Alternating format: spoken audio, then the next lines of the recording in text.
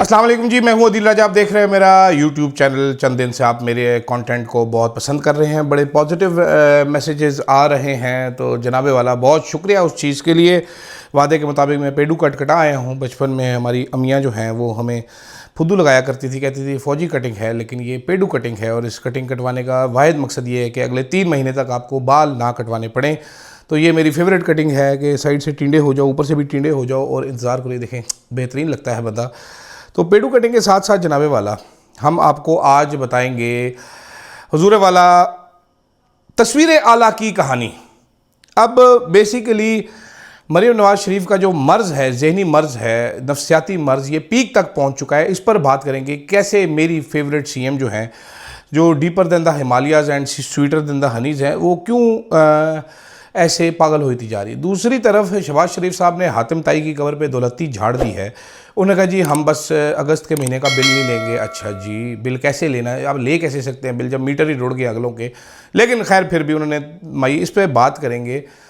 फिर साथ साथ जनाबे वाला बात मैं करना चाहूँगा एंटी करप्शन इंक्वायरी। ईसीपी अचानक ही जज्बाती की हो गया। ईसीपी को क्या तकलीफ़ हुई और गंडापुर साहब की बढ़ती हुई मुश्किलात की। सबसे पहले तो अब मैंने आपको कल भी बताया था, हुकूमती टाउट भी जो हैं वो मुश्किल उनको पेश आ रही है मरीम नवाज़ शरीफ का दिफा करने के लिए। आज आपने देखा होगा बिलावल साहब बिमा अपनी सिस्टर जो हैं वो भी प्राइवेट त्यारा लेकर पहुंच गए हैं चाइना में। चाइना में क्या बन रहा है मुझे नहीं पता। उनके अबू भी चाइना चले गए। इससे पहले जब पंजाब में सैलाब आया तो मरीम नवाज़ शरीफ साहबा जापान नस गई।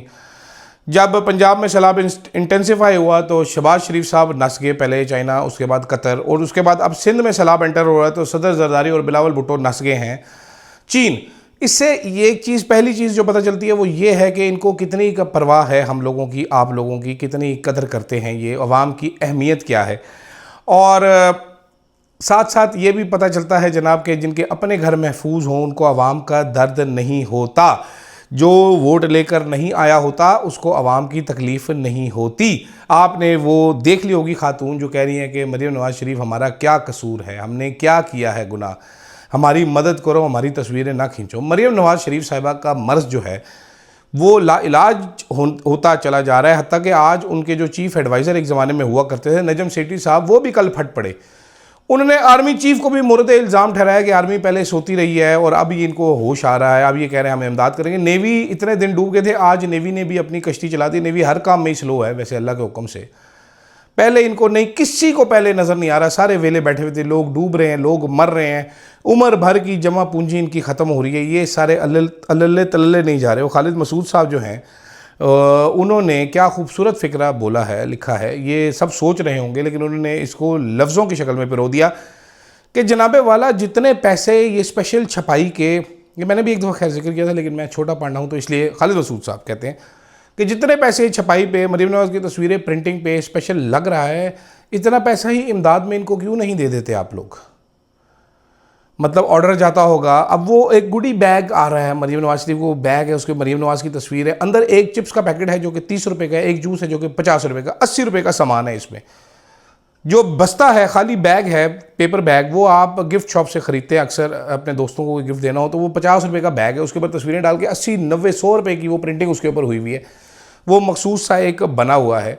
तो क्या इनकी खोपड़ी में अकल काम नहीं करती। जिना हॉस्पिटल की एमरजेंसी, उधर मरीम नवाज़ की तस्वीरें लगी हुई हैं। ये कोई मर्ज़ है, ये कोई प्रॉब्लम है, इसका नासा के साइंटिस्ट बुलाए जाएं, इसका अंदाज़ा लगाया जाए, गैस किया जाए कि ये क्या इशू है, कि ये लोग इतने टोन डेफ क्यों हैं, ये लोग इतने इनसेंसिटिव क्यों हैं। क्या इनको नहीं समझ आती कि लोगों को बुरा लग रहा है। बच्चों को पहले पैम्पर पहनवाते हैं, उसके बाद वो मैडम को पकड़ाते हैं साफ़ सुथरा करके, मैडम ये बच्चा काला बच्चा है, गरीब अवाम का, पकड़ लें, आप बड़ी गोरी चिट्टी हैं। वो अज़मा बुखारी, अब देखिए अज़मा बुखारी बता रही है मैडम को वीडियो क्लिप में कि मैडम ये पैम्पर पहना हुआ है बच्चे ने, कोई मसला नहीं है, पहनाया हुआ ना पैम्पर है, अच्छा हाँ पढ़ाओ मरीम नवाज़ कहते हैं, फोटो जाओ मैडम, हो गई, चल ले फट काला बच्चा अपना, ठीक है। तो I have no idea why are they so tone deaf. इतना होना नहीं चाहिए जितने ये हैं। तो नजम सेठी साहब ने तो फ़ौज को भी बहुत ज़्यादा लताड़ा है। उन्होंने, जो मैंने पहले दिन स्टोरी की थी, मैंने आपको बताया था कि जी आर्मी चीफ साहब पंजाब में अकेले गए हैं, इस बार किसी वज़ीर आला को खड़ा नहीं किया उन्होंने साथ। इससे पहले वो green Pakistan initiative horse and cattle show में वज़ीर आला साथ साथ थी। तो मेरा ख्याल है उनको भी अंदाज़ा हो रहा है कि ये बैगेज है, इससे दूर रहें तो अच्छा है, लोग इनको तो गालियाँ ही निकालते हैं। लेकिन खैर इनका अकेले जाना भी कोई फ़र्क नहीं पड़ा, उन्होंने भी कुर्सी मेज़ लगा के लोगों को बुलवा के उनके मसाइल सुने और कहा हम अभी हल कर देंगे आपके मसाइल। देखते हैं, अल्लाह हदायत दे, अल्लाह बेहतर करे। दूसरी जानिब इनके चाचा शरीफ जो हैं, जिनका नाम है जनाब शहबाज शरीफ साहब, जो कि एक बहुत ही ज़बरदस्त आदमी है पाकिस्तान के, ये मुझे नहीं पता किसने कहा है, उन्होंने फरमाया कि जी बस बिल नहीं लेने अगस्त के इन सैलाब ज़दगान से, बाकी हम एक टीम भेजेंगे IMF के पास, IMF से रिलीफ मांगेंगे इन लोगों के लिए।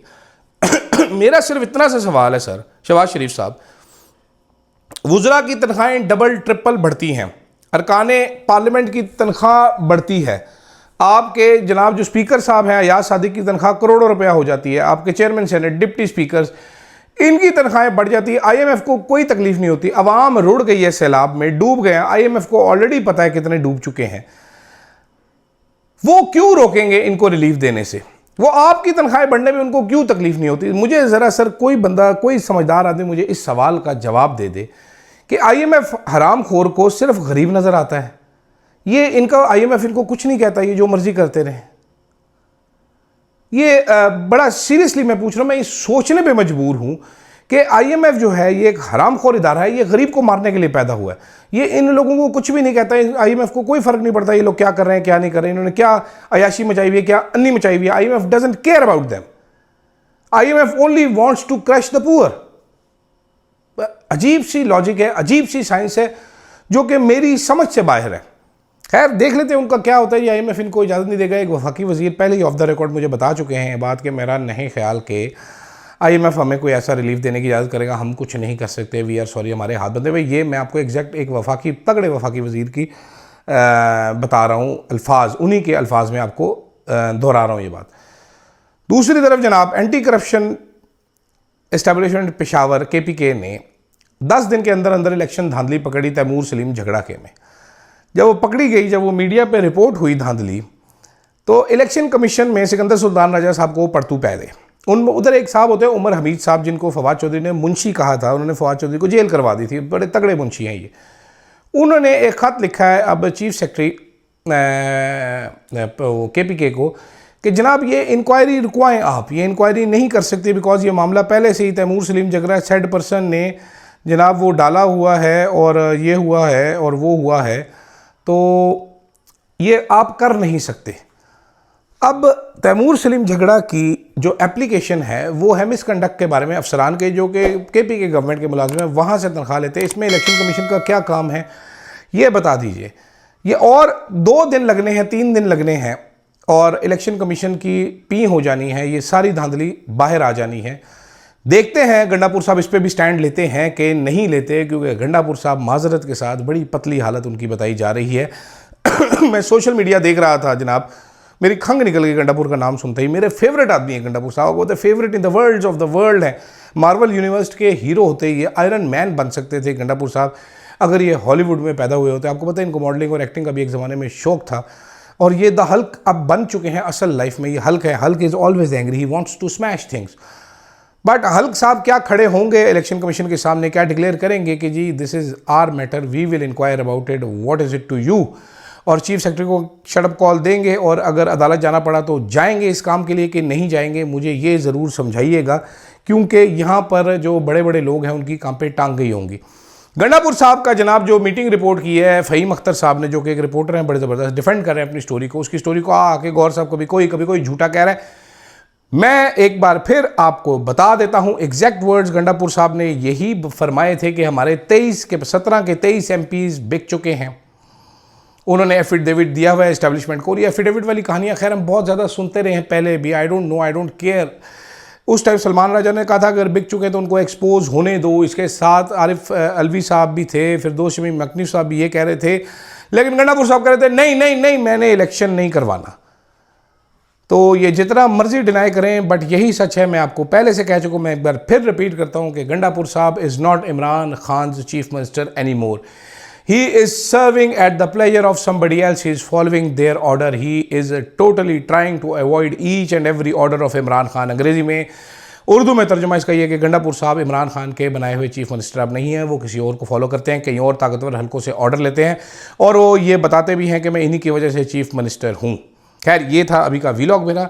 ये सितंबर आधा गुजर चुका है, मुझे ये नहीं समझ आ रही कि बारिशें रुकी तो इतनी गर्मी किस लिए होगी, कि मसला असी की थे कि गुनाह कर बैठे जेडे इतनी गर्मी हो रही। मैं सोचा सी सर्दियाँ आएंगी, ज़रा ठंडे ठंडे बाहर खड़े होकर वीलॉग किया करेंगे, इधर गर्मी ही नहीं मुक रही, समझ ही नहीं आ रही क्या चक्कर है, पता नहीं केड़े गुनाहों की सजा है साढ़े। खैर, कमेंट ज़रूर कीजिएगा, फीडबैक ज़रूर दीजिएगा जनाबे वाला, और मेरा दूसरा चैनल सब्सक्राइब करने का बहुत शुक्रिया। बहुत सारे लोग हैरान परेशान होते हैं, लेकिन वो कंटेंट ऐसा है कि वहाँ पर मुझे सीरियस रहना पड़ता है, वहाँ पर मैं कुछ ज़्यादा नॉन सीरियस बात नहीं करता। यहाँ पर मैं ज़रा आपसे दिल की बात करूँ, एक और चैनल बनाऊँगा जहाँ पर मैं टोटल नॉन सीरियस बात करूँगा, जो कि मुझे करने का शौक है। हो सकता है तो गाला भी कट दिया करूँ उत्थे बह के। कुत्तों के लिए वो चैनल होगा, कुत्तों का चैनल कुत्तों के लिए। फ़िलहाल मुझे दीजिएगा इजाज़त। अल्लाह हाफ़िज़।